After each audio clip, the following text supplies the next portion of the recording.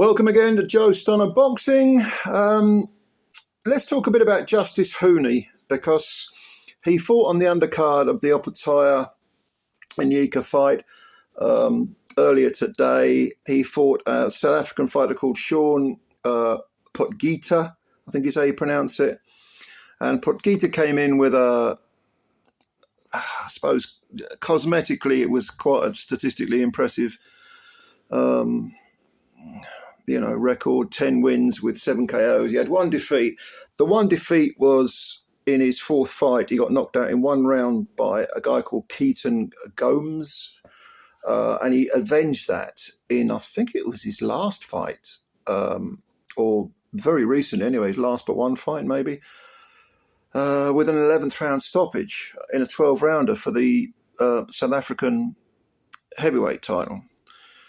So, and Gomes, if you look at Gomes' record, very short heavyweight, doesn't look that young, to be honest with you. I don't know much about him, but for him to chin Potgieter in one round so early on in the guy's career didn't bode well, really. Potgieter, I don't know how old he is. He doesn't look that young. He didn't look particularly in shape. He's listed at being 6'4.5". But nah, a low-level guy. And in the first round, he claimed that he was hit low. Was it low? It didn't look low to me, but the referee gave him plenty of time to recover. Then they got back into it. It was clearly a round for Hooney. Justis Huni, by the way, orthodox fighter, 6'4", only 25 years of age. And then within 30 seconds of the second round, the fight was over because Hooney trapped Potgieter in the corner. He stung him badly, got him in the corner, unloaded, and the referee stepped in. And to be honest with you, you could tell that the impression I got was that Potgieter didn't really want to be there. All right, his body language wasn't very positive. I think he almost swallowed it in the first round, to be honest with you. I didn't think it was a particularly low blow, but so he slipped to 10 wins with two defeats, both by stoppage, and Hooney now moves to 12 wins with 7 KOs, no draws, no defeats. Now, Australian boxing, they've got some very good fights at the moment. They've been both the women's and the men's codes, and they are trying to groom Hooney towards being a heavyweight contender. I think he is ranked in a couple of the top 10 of the ruling bodies. He is only 25, but I think the kindest thing I can say about him is that the jury's still out. I'm not going to write him off, don't get me wrong. I'm not saying that at all. He's 25 years old. That's a baby for a heavyweight. But nothing really jumps out and strikes me and suggests that he might develop to be an elite heavyweight. I think his ceiling is probably that of, if you put the A pluses like your Useks and a couple of others maybe on the A bracket, I think his ceiling is probably that of a, B heavyweight, grade B heavyweight, a good solid fighter, good skills, reasonable power, but I don't know. I don't really see anything that stands out. Now, he could improve, of course, and he could make incremental steps. It's up to him to work hard, dedicate himself, keep the faith, keep eyes on the prize, live the life, and do all that other stuff.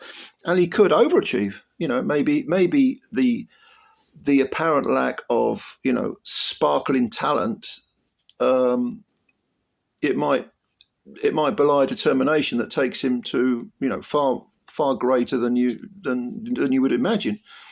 I mean, I speak as someone who thought, I didn't think Tyson Fury, when I watched his very early career, I didn't think he'd ever be anywhere near world class. And he turned out to be an extremely good heavyweight. So, sometimes you can have late bloomers. People mature at different rates in the heavyweights. We can't all be a Mike Tyson, or nowadays you've got, Moses Atamu, who's only 19 and is, I think it's pretty much cast iron that he's world class already, or if he's not world class, he's pretty damn close to it. And maybe Hooney won't mature and find his real form until he's 28, 29. That's absolutely fine. But at the moment, I mean, I don't really see that beating up people like Shaun Potgieter is going to progress in that much. Now, there are a couple of recognisable names on his record. In 2023, October, he outpointed Andrew Tabiti, who's a former very good cruiserweight, who only had one defeat at the time, 20 wins and one defeat. He's in his mid-30s now, and he outpointed Tabiti widely. I think Tabiti might have won a couple of rounds, but that's your lot. But in his next fight, he then fought Kevin Lorena, who came in with 30 wins and 2 defeats. And Lorena is also from South Africa, but much, much better than Potgieter. He is really just a cruiserweight. I think is he ranked in the Bridgerweight division somewhere? I don't know. But he's certainly not a heavyweight, right?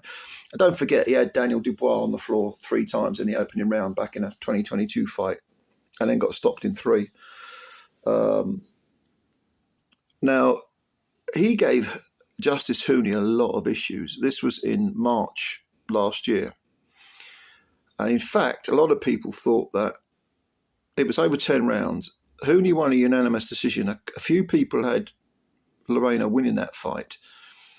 And there were, I think there were a couple of 96, 94s on the scorecards, which sounded about right to me. Maybe a draw wouldn't have been. If it had been a draw, no one would have argued, I don't think. But Lorena certainly was giving Hooney plenty to think about.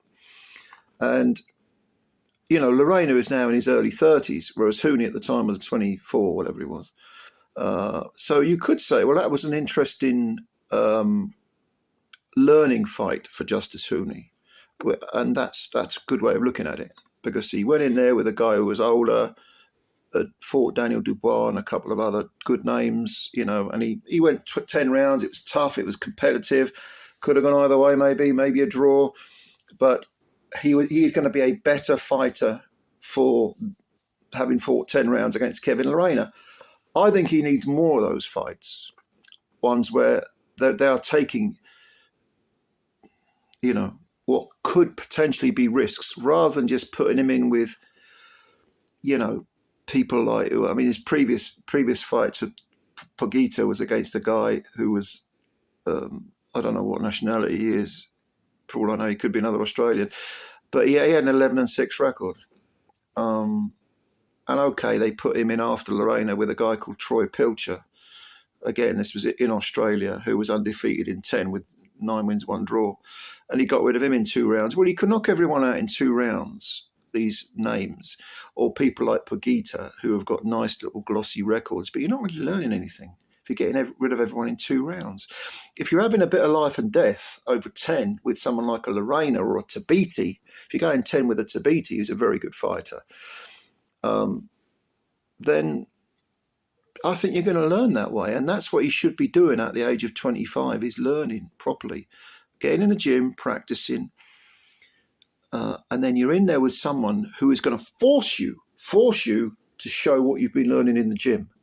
Because if you're learning a load of stuff in the gym, if you're not getting a chance to display it under the lights, because these guys are just rolling over in a couple of rounds, what's the point of learning it, you know? Well, you're going to wait until you're in a world title fight against one of the top 5, you know, one of the top champions, or a guy who, regardless of titles, this is the top 5 guy. No, you've got to get in there, especially as Hooney is now ranked in the top 10 of at least one of the organisations. I'm doing this off memory. I mean, back in 2021, he had a fight with Paul Gallen, Australian, I think, another Australian, who was undefeated at the time, 11 wins, no defeats, 1 draw. So at the time, Hooney was, 22 maybe, say? He was in there against another undefeated guy, and he stopped him in 10 rounds. Okay, so that's good. You got a couple of undefeated guys fighting. That was for the Australian heavyweight title. It was very early on in his career. He got taken 10 rounds, stopped the guy in 10. Great. You're learning something, you know, you're proving you can do 10. You know, you're proving that, you know, you're going to look back at the fight and say, okay, I need to do this. I did that wrong. Maybe I should amend that. I need to work on that, you know, made this mistake. That's fine. That's how you learn. But I want to see more of those fights. I'm not interested in seeing Justis Huni in any more also-rans, rollover fights, tick-over fights. If you're going to be a top 10 heavyweight, if you're going to be a proper contender, fight people. Put it on the line, risk it. I'm not saying throw him in against, Usyk or Fury or, Joshua or anyone. I'm not even saying put him in with Wilder, who would have, for all intents and purposes, would appear to be gone. I'm not saying put him in with Big Baby Miller. I'm not saying putting him with Jared Anderson or any of that. I'm saying put him in with people who are going to give him something to think about and take him rounds. And you might say, well, who's that then?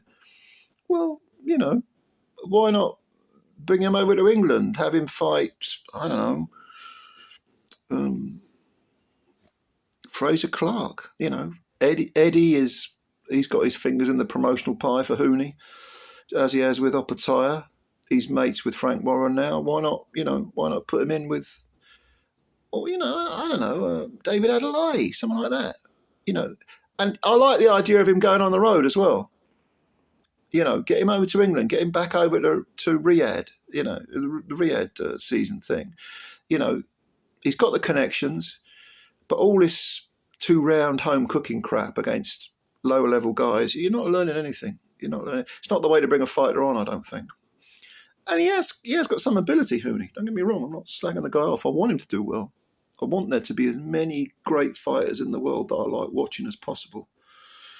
But I don't think, since that Lorena fight, he's had 3 fights against nothing. They've been nothing fights. They haven't meant anything. When you're learning, those fights should have, even though you might not look good doing it, those fights should be lessons. So I don't know. A lot of you Australian guys, I know some of my subscribers are from Australia. Let me know what you think about Justis Huni. How would you bring him on? Who would you put him in with next? What about the progress he's made so far? How high do you think he can go? What's his ceiling? Answer all these questions. If you've got any answers, leave them below. I'll give them a read and answer as many as I can. If you enjoyed this video, please hit the like button. And thank you for supporting this channel. If you are new to the channel, you could subscribe. That would be a big, big help.